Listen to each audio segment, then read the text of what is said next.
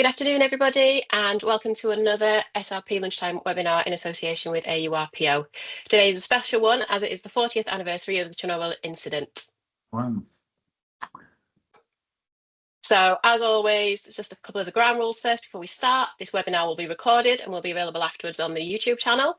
You can ask questions through the Q&A box, and the most voted questions will be asked first. Any that we don't have time to ask today will be emailed to the presenters and posted for SRP members on our website. You can also claim your CPD points for attendance today. So the code and the email address to email it to are on the screen now. We'll pop that into the chat as well, so you can note that down during the talk. And as always, if you've got any feedback, then please send it to events@srpuk.org. Just a quick plug in case you're not already a member. If you join the SRP, there are lots and lots of benefits. They're all there on the screen. And if you pop onto our website, you can find out more about the benefits to you and how to join. We've also got a couple more webinars coming up. We've got another one this week from X-ray astronomy to portable gamma imaging, and then one mid-May on needle sticks. What's the risk? So you can sign up to those on our website. We also have new issue 9 of our Radiation Protection Today magazine out now, which is free to read, and it's an excellent read. There's some really, really good articles in there, so have a look if you've not already seen it. And as always, I've got to plug the ERPA Congress, which is coming up very, very shortly. We've only got a couple of months left. The exhibition is now sold out. We've got over 800 people booked to attend, so it's going to be really, really big and a really, really good event. There's sponsorship opportunities still available, and pop on to our ERPA 2026europe.org website to find out more. So now I'll hand over to Ollie, who's going to introduce our speakers for today. Over to you, Ollie. Thank you very much, Sarah. So before I introduce the speakers, my normal shameless plug for AURPO. So our conference is in September, and details of the programme are due to be released shortly, but please consider coming along if you think that would benefit you. So it's my pleasure to introduce sort of both of today's speakers. So our first speaker will be Paul Leonard. Paul was a nuclear inspector at several major UK sites, including Sellafield. The discharge of radionuclides into the environment part of Paul's early career and included the assessment of radiological exposure to members of the public, which included identification of people with high consumption of local food surface and occupancy rates. This included diet surveys, whole body monitoring, and the use of personal dosimeters. The results of this research have been published and summarised in the annual RIFE reports. In 1986, Paul coordinated responding to the environmental impact of the Chernobyl nuclear accident. That included the high deposition areas in England, North Wales, and South West Scotland. He's been a member of the IAEA as the advisory chairman of the Research Council Project TREE, Transfer Exposure Effects. The project won the 2016 Times Higher Education Award for the Best Research Project of the Year. Our second speaker is going to be Jim Smith. Jim is a professor of environmental science at Portsmouth University and is an expert in modelling radioactive pollution in terrestrial and aquatic ecosystems. He has coordinated 4 multinational projects on the environmental consequences of the Chernobyl accident and has regularly worked in the exclusion zone. He is lead author of a major book on the accident, Chernobyl, Catastrophe and Consequences, and authored key opinion pieces in Nature and Science on the Fukushima accident. He has been a member of the International Atomic Energy Agency, expert groups on Chernobyl and Fukushima, and is currently a member of the UK Committee on Medical Aspects of Radiation in the Environment. Jim is currently working on the potential reuse of radioactive contaminated land in Ukraine. Without further ado, I'm going to pass over to Paul to sort of give the first half of this webinar. Over to you, Paul. Well, thank you, Ollie, and thank you for joining today. So I was promoted in 1985, the year before the Chernobyl accident. At the time I was promoted, they asked me to coordinate all the environmental monitoring programs on the marine and freshwater side, specifically looking at the potential impact from discharges, not just from Sellafield, but from all the major nuclear sites. And a lot of my background was the fact that I actually worked with local people, community groups and so forth, actually preparing environmental monitoring programs that would potentially protect the most exposed people, what was known in those days as the critical group. What you can see on the screen now is basically what I'm going to very briefly go through to give you an idea of what's going on, and obviously we'll welcome your comments later. So one of the fundamental things, if you're interested in this type of work, is that for many years we've produced the Aquatic Environment Monitoring Report. As you can see, this was the one that was published the year before the Chernobyl accident, and that gives you a fairly clear idea of the important pathways, the levels of contamination from different sites, and of course the exposure of the public due to those discharges. So here's one of my colleagues, and she's showing a range of the monitoring the probes and other things which we actually had available at that time prior to the accident. We were already involved with doing things with what was then NRPB, the National Radiological Protection Board, and we were looking at potential exposure for local people, and so we did some whole body monitoring. We also did an awful lot of what you would call routine monitoring. The slide on the bottom right there is Whitehaven Harbour, one of the many areas which we would cover, and that would go into the aquatic reports. So we were also involved, obviously, with plotting out various distributions of discharges, particularly from Sellafield, and the figure on the left shows the distribution of cesium at that time. Since then, it has considerably reduced, but it gives you an idea of where the cesium was deposited. Nothing to do with Chernobyl. That was what was being discharged at that time from the Sellafield reprocessing plant. The top photograph shows one of the TV film crews. Some of you may remember there was a program called Windscale, the Nuclear Laundry, and that was certainly helpful from my point of view, because it gave me more opportunities to raise awareness about the type of monitoring which we wanted to do and the reassurance which we would be providing. The bottom photograph shows the minister and a younger looking me, and the guy in the middle was the head of the laboratory, Neil Mitchell. And basically we had the minister actually checking a lobster which I had specifically had collected off the end of the Sellafield pipeline. Here's me again, one of the photographs of where we're working off the Sellafield pipeline, me doing some gamma monitoring, and some of my colleagues doing beach monitoring, which occurred during the early 1980s.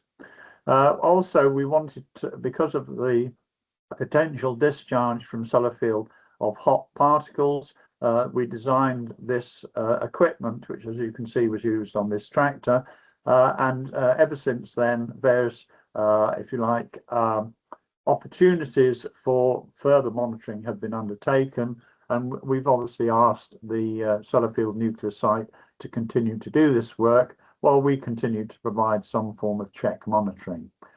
I just wanted to flag up the fact that it's not just a question of the field staff getting on with the work.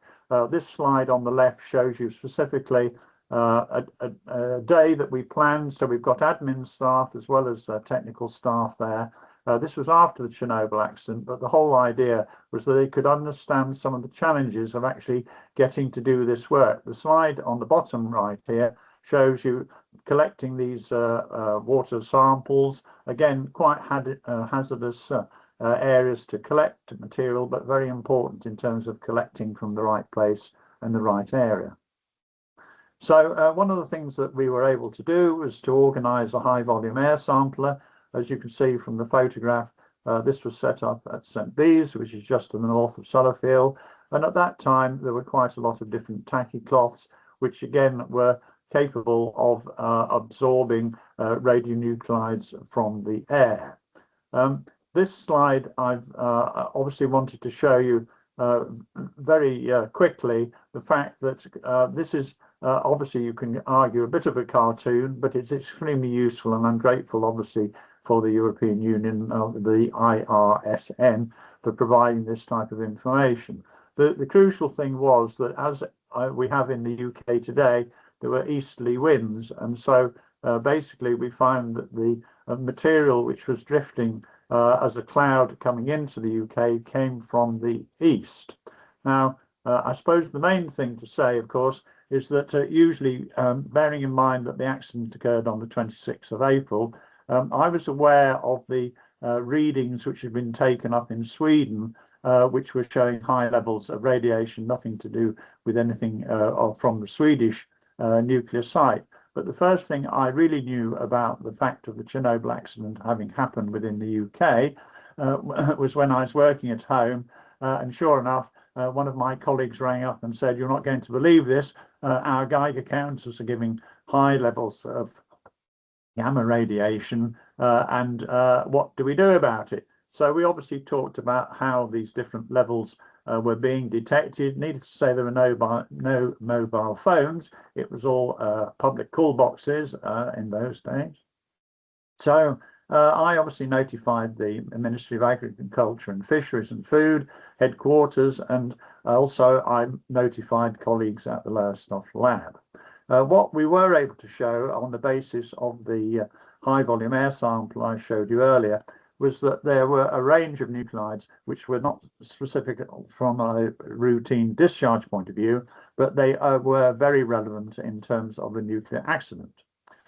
Now, wouldn't it be nice to have actually had that diagram, which is on the right-hand side, to actually help sort of steer some of the monitoring? Of course, that didn't exist when I was asked to coordinate the work, and it rapidly became apparent from colleagues who were based at the Institute of Terrestrial Ecology that Cumbria had obviously had quite higher than normal doses. Now, what was the main thing to think about this is that we've got cesium-137.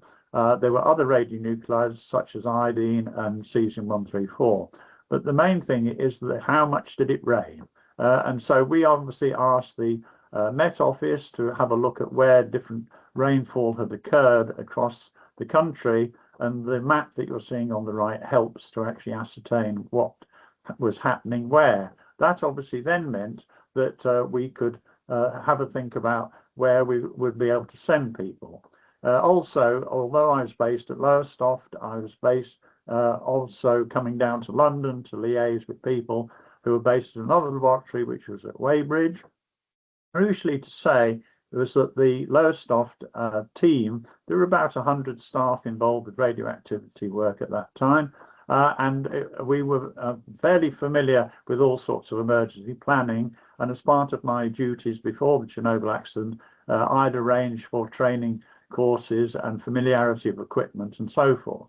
The crucial thing that I just wanted to point out to you on this particular slide is that when we actually started saying, how do we actually communicate with local people, the main thing was to say that the so-called field officers, they were very knowledgeable about individual farmers. They probably knew them by their first name.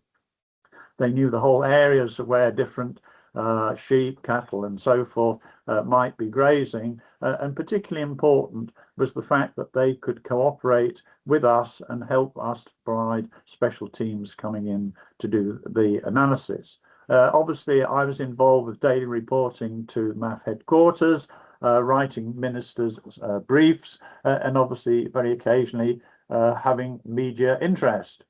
So if I now move on to the next slide, which seems to have got stuck. The coordination of this, I've just put in this slide. So I've covered the whole aspect of the habits. I think it's very important, regardless, although one can say, what are your habits? And people do tend to think this is a rather strange request. Once you actually ascertain where they're collecting their food, their shellfish and so forth, the amount of time that you can then actually start thinking about radiological assessments and the appropriateness of monitoring. So on this slide, you'll see that not only were we thinking about sheep monitoring, but there was milk, vegetables, private water supplies, fish and shellfish, seaweed, and crucially, at that time of year, the farmers were actually turning what you would call grass, in other words, hay, into silage. And that was particularly important because potentially that would mean that the cattle and sheep and other animals potentially could be exposed through that pathway at a later date. I was also dealing with people who were ringing up, particularly from Felixstowe, saying we're now importing these tin things, lettuces and all sorts of things. where do we get it monitored? So I was able to send down people to Felixstowe to actually analyze some of these.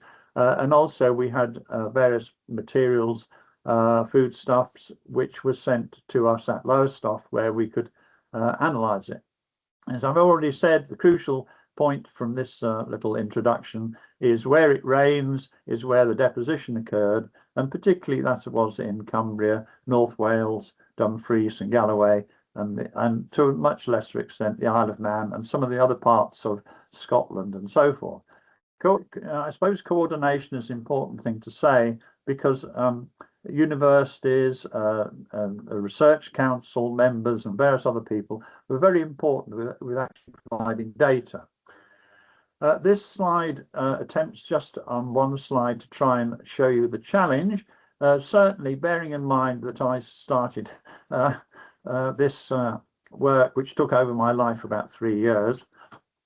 We started in mid-May, and basically what we were looking at was the fact that the sheep are not fenced in certain areas. They can wander all over the place. And of course, you also get the problem of the fact that the geology of the different areas is not the same. And so therefore, the actual accumulation of, in this case, cesium 137 in particular, was particularly important.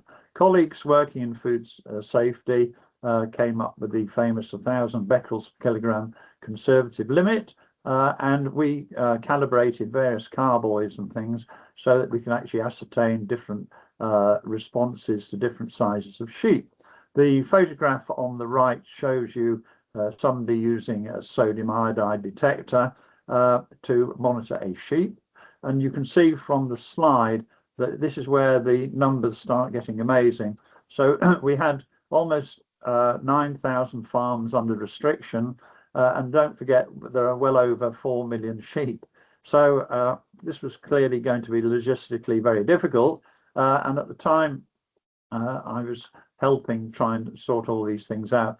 We felt that we'd monitored, I suppose you could say, 35,000 representing the different deposition areas, while also keeping under review what was going on. And when I say what's going on, clearly the government needs to give very clear instructions about restrictions of sheep movement, having them monitored. And in fact, farmers became comfortable in the sense that they were providing their sheep for regular monitoring, and they received a fee while the restrictions were in place. Other restrictions were also put in place.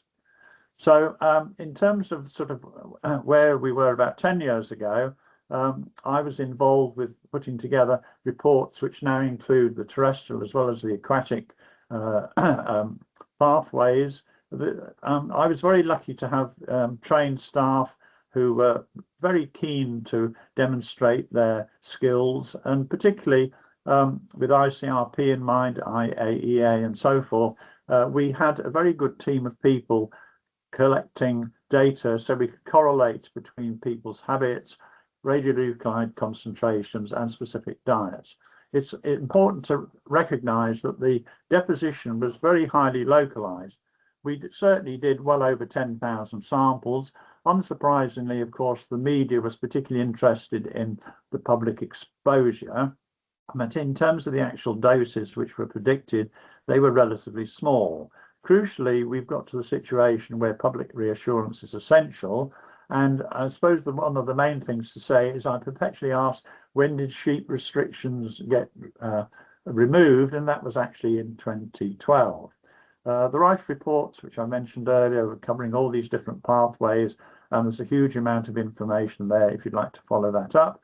And of course, the main thing to say is that it's important to review staff training, the availability of people, and also the equipment viability. I just wanted to spend 30 seconds or so pointing out, of course, that some people think that artificial radioactivity is very dangerous and natural radioactivity is perfectly all right. This slide was put together with another SRP meeting that I was attending, as you can see, back in 2011. And this gives you an idea I hasten to add, from a statistical viewpoint, of the potential for different ways that potentially people could have a risk of death. That doesn't mean to say that they're going to die, but this is one of the fundamental challenges which I think anybody involved with radiological protection has to deal with on this daily basis. And I think Jim Smith's going to talk a bit about that as well. Anyway, needless to say, we haven't been completely idle since the Chernobyl accident, and this slide gives you some of the references which I and other colleagues have actually been involved with. What I would also say is that when I gave a talk back in Cardiff, which was in 2005, the actual people there, Caroline Morris and Malcolm Wakely, they were involved with the terrestrial work or water, private water supplies and things like that. So that particular paper looked again at what we were planning, where we were going, what we needed to do, and think about the future. And then in terms of relatively recently, 10 years ago now, of course, Gareth Thomas from ONR and I wrote together a paper which specifically looks at emergency planning and also how we need to help in a future emergency. Hopefully, there's a few web links, and I suppose the main thing to say is thank you for attention. Over to you. I'm going to talk about the some of the wider impacts of the accident, particularly in Ukraine, Belarus, and Russia.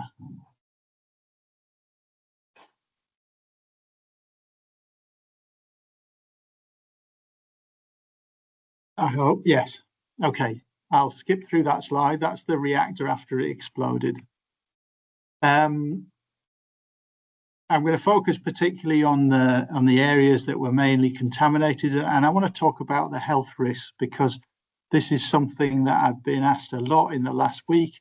People want to know how many people died after the Chernobyl accident, and it's not a simple question to answer. I always give people an answer, which is my best estimate, and I give them an answer because I think that if I don't, somebody else will, and it might not be somebody who has sort of spent decades studying the science. So here goes. We can see the town of Pripyat. In the background, you can see the Chernobyl site. This is reactor number 4 that exploded. Of course, Pripyat was evacuated, as was the exclusion zone. And over the months and years after the accident, the number of evacuations raised to about 300,000 people. So this is what we've seen periodically in the media. We've seen the images of the poor plant workers, the firemen, so the 134 people who were diagnosed with radiation sickness, and between 30 and 40 of them who died from that radiation sickness. We've seen a focus by the media on people's health in the long term in Ukraine, Belarus, and Russia, and particularly a focus on children and how they were affected by the radiation.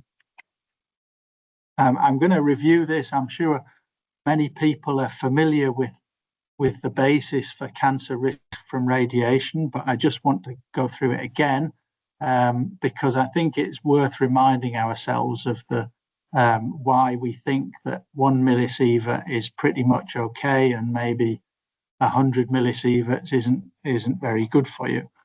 So I'm going to go through this very briefly.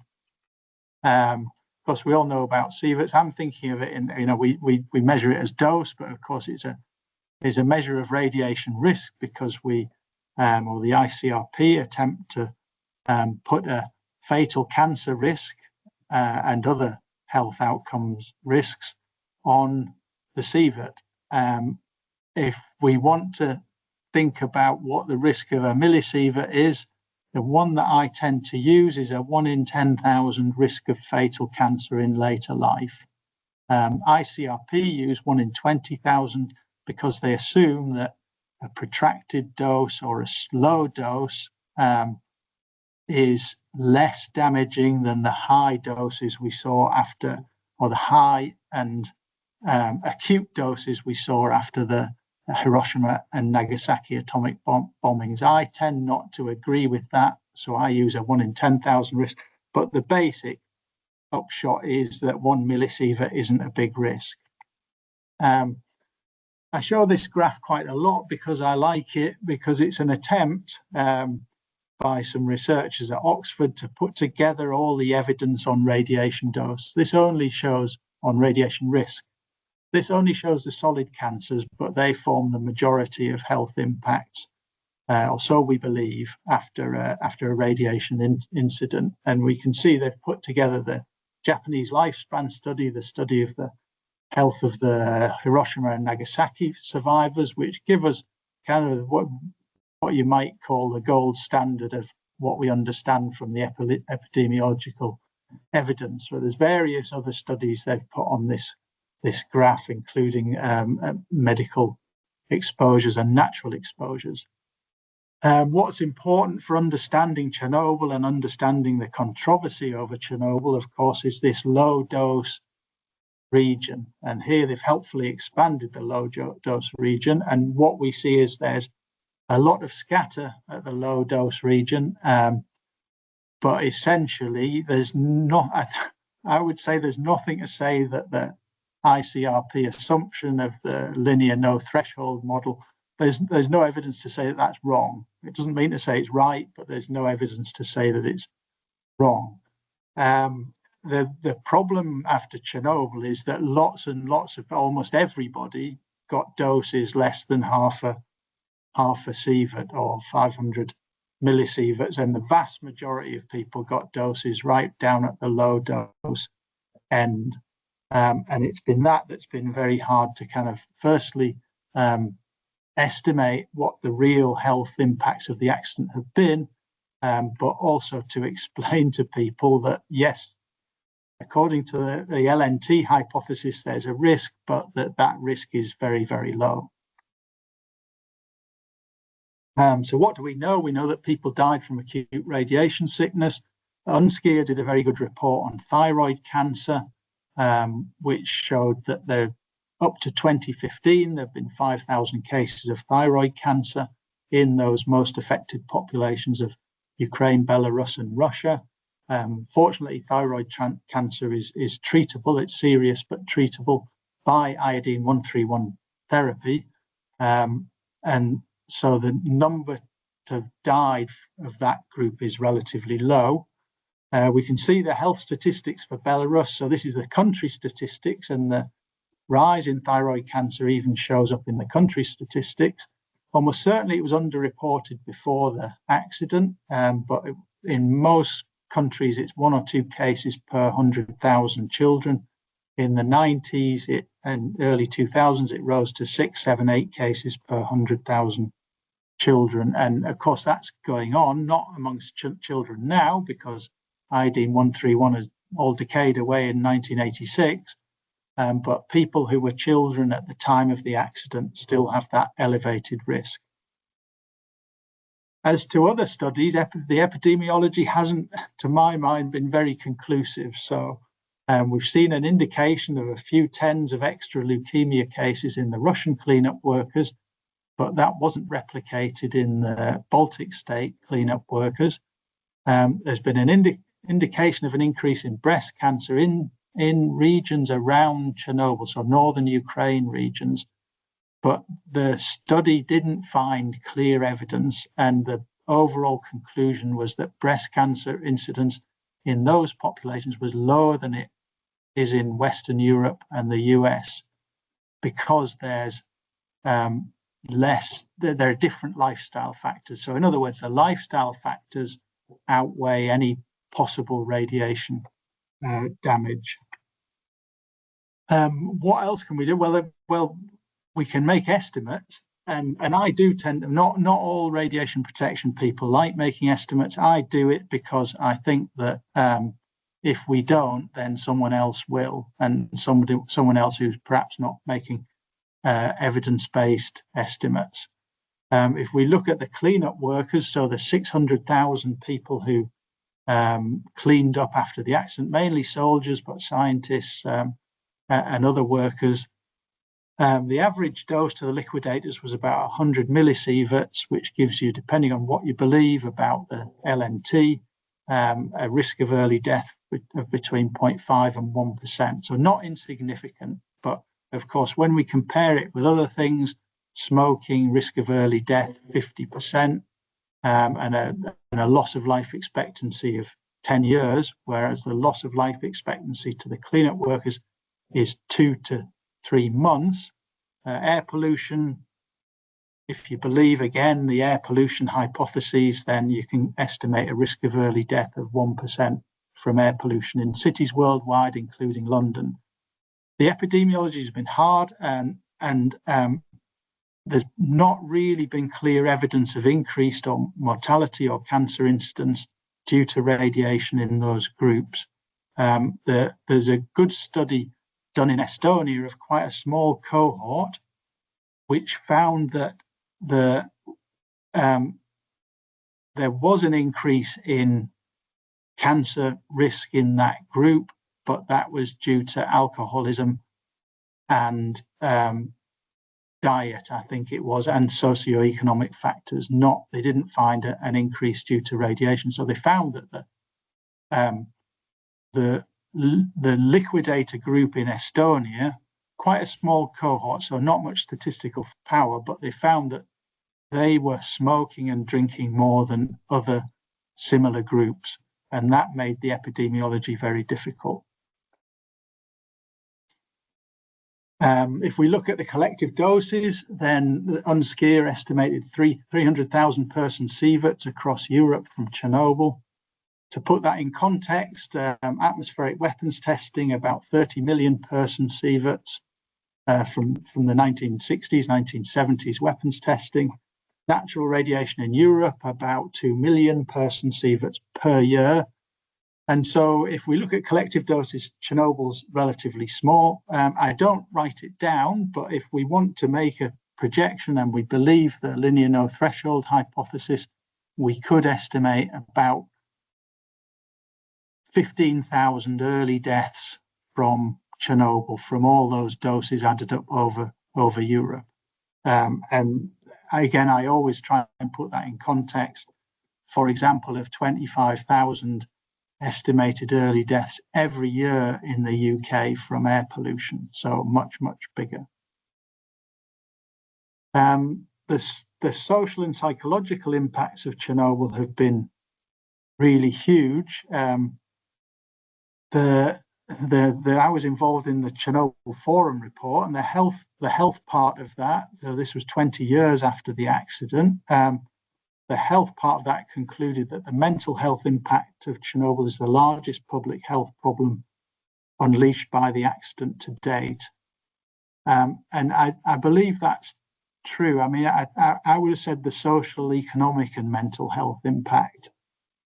We've worked quite a lot in some of the contaminated areas, and we see that there's, people believe different things about Chernobyl. People believe different things about the radiation risk, but there's quite a significant proportion of people living in southern Belarus, northern Ukraine, around Chernobyl, who still think that the radiation there presents a very significant risk to their health. And that's had not only psychological impacts, but it's had economic impacts in itself. The abandonment of land, the moving of people from their homes has been really a major public health impact. And I think I would agree with that statement, is that has outweighed the direct radiological impacts of the accident. How you deal with that is very, very difficult. We got, as Paul showed very nicely, we got relatively small amounts of radiation in some areas of the UK, and it was still a massive effort to reassure people, to do the monitoring, to show that the food chain was safe. The Japanese invested billions and billions in that in Fukushima in 2011 and the subsequent years. It's a huge effort to do that. And you're never going to be 100% successful because, understandably, not everybody believes the science. That's just how how people are. A proportion of us like science and believe in it. Another proportion are happy to be persuaded if we can show the figures and explain the science clearly. Then they're happy to be persuaded. But there's all in every population. There's a proportion of people who will reject the science and still believe that there's a significant risk even when there isn't. And we've seen that in Ukraine. We've worked with a town called Narodichi. So we did a project working on reuse of some of the abandoned lands outside the main exclusion zone in Ukraine. And we did surveys of the population of this town called Narodichi. Some people were relaxed about the radiation. Some people were still very concerned about it, and particularly concerned about the health of their children. And it's been really hard to persuade everybody that actually the radiation around Narodichi isn't the big problem. The big problem in Narodichi, like many other poor towns in Ukraine, is unemployment, smoking, alcoholism, poor diet, lack of access to good health services, and so on. So we did this project, and it's worth this has a long history in Ukraine, of course. People in Narodichi told us that once a politician had come to the town and told them that if they didn't all leave, they were going to die. There's been a lot of political capital made out of the Chernobyl accident, and political capital made by anti-nuclear groups who I think haven't always explained the science as it should be explained. So we did this project showing that much of the land around Narodichi could be safely used again once you'd done the sort of monitoring checks that Paul was explaining. We also decided to do a kind of science communication project. So we did a test actually in the main exclusion zone. So this is the exclusion zones of Ukraine. So we've got the main, what we call the 30-kilometer zone. It's a bit more irregular than that. So we've got the main exclusion zone. We've got this zone 2, which is kind of semi-abandoned. So there's no official agricultural use of agricultural land allowed.